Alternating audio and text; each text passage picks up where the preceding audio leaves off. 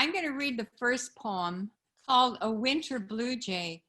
This was written by Sara Teasdale. She was born in 1884 and died in 1933.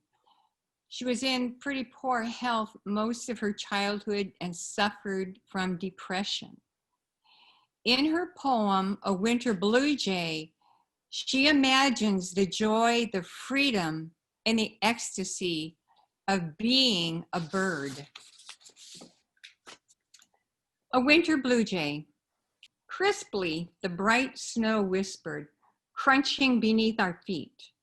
Behind us, as we walked along the parkway, our shadows danced, fantastic shapes in vivid blue.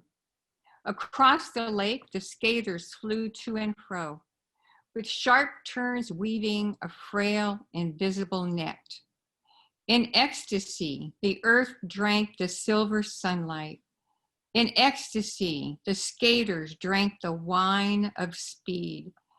In ecstasy, we laughed, drinking the wine of love.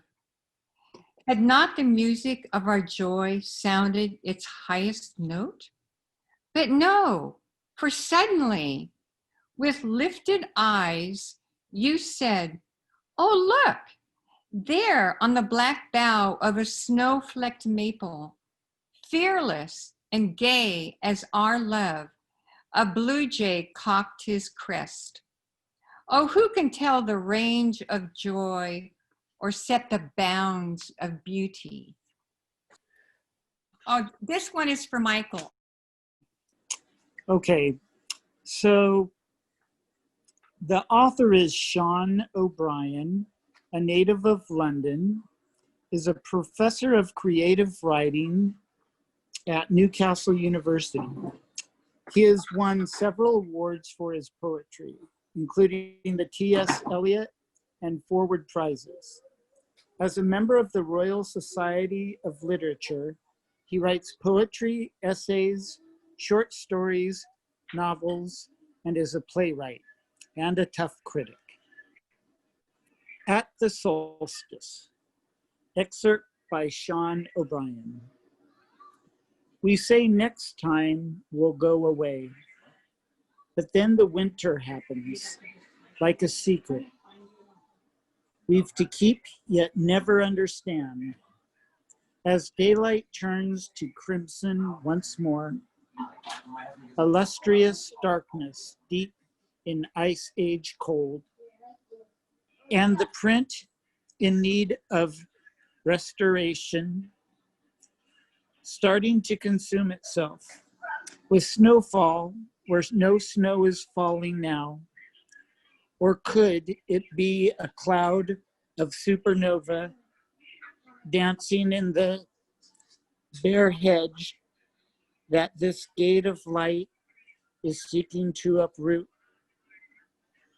Let it be sparrows then, still dancing in the blazing hedge, their tender fury and their fall, because it snows, because it burns.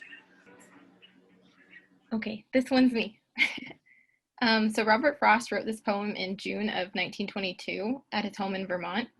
I guess he was awake all night working on another poem titled New Hampshire, but when he walked outside to see the sunrise, he suddenly got the idea for this poem, stomping by the woods on a snowy evening. This poem came from him as if he was hallucinating in just a few minutes. So this is Robert Frost stopping by woods on a snowy evening.